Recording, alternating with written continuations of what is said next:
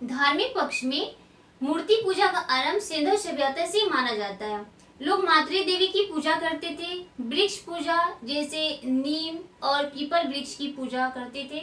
आज भी हम लोग नीम और पीपल के वृक्ष के जड़ में पानी डालते हैं, वृक्ष की हरियाली और उसके उम्र को बढ़ाने के लिए, क्योंकि इससे हमें ऑक्सीजन की प्राप्ति होती है। और हम लोग जो अगरबत्ती दिखाते हैं उसी वातावरण को शुद्ध करते हैं। हड़प्पावासी सूर्य पूजा भी करते थे। मोहनजोदड़ो से प्राप्त एक मुहर और चित्रकारियों तथा मृत भांडों, मिट्टी के बर्तनों पर स्वास्तिक के प्रमाण मिले हैं। यह हिंदुओं, जैनों और बौद्धों के समान रूप से पवित्र प्रतीक माना जाता है, जो कि सूर्य पूजा का एक प्रतीक है। स्वास्तिक चिन्ह, स्वास्तिक चिन्ह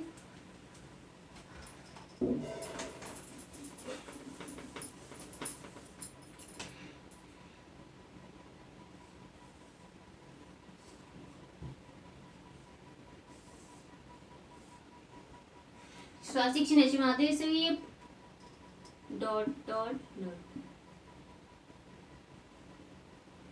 इस बिंदु को धर्म बिंदु का, धर्म ये अर्थ बिंदु है, अर्थ ये काम बिंदु है, और इस बिंदु को मोक्ष बिंदु कहते हैं।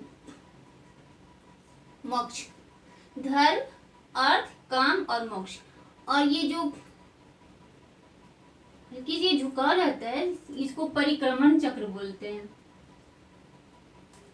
जो धार्मिक स्थलों का हम लोग परिक्रमा करते हैं, परिक्रमण चक्र,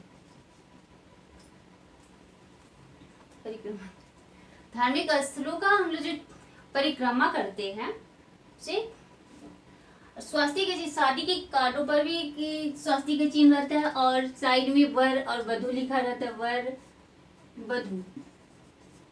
तो वर का मतलब होता है श्रेष्ठ और वधु का अर्थ होता है श्रेष्ठतर, यानी वर से भी ज्यादा श्रेष्ठ वधु है। अब हम लोग जानेंगे युग।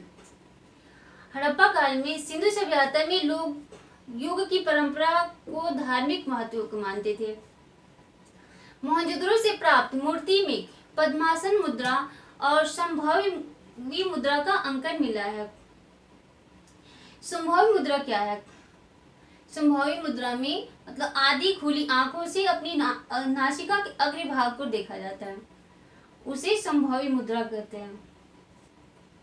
पशु पूजा, वृक्ष पूजा, जल पूजा भी लोग करते थे।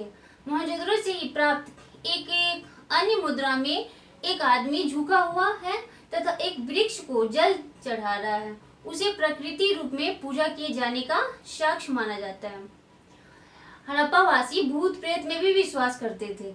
सिंधु सभ्यता से बड़ी संख्या में ताबीज मिले हैं। इसे अनुमान लगाया जाता है कि वे लोग भूत प्रेत, जादू टोना में भी विश्वास करते थे।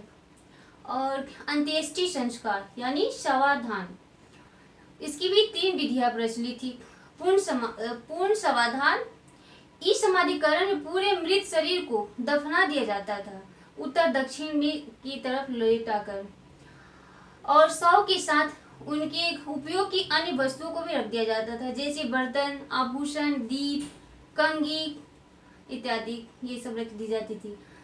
इससे उनके पारलौकिक जीवन में विश्वास की पुष्टि होती है। पारलौकिक जीवन यानी हड़प्पावासी पारलौकिक जीवन में भी विश्वास करते थे। पारलौकिक जीवन। और दूसरा था आंशिक शवाधान। इसमें मृत शरीर को जंगली जानवरों और चिड़ियों को खाने के लिए छोड़ दिया जाता था, और बची जो शरीर का शेष अवशेष, हड्डियां या कपाल, ये सब बच जाता था, उसको दफना दिया जाता था।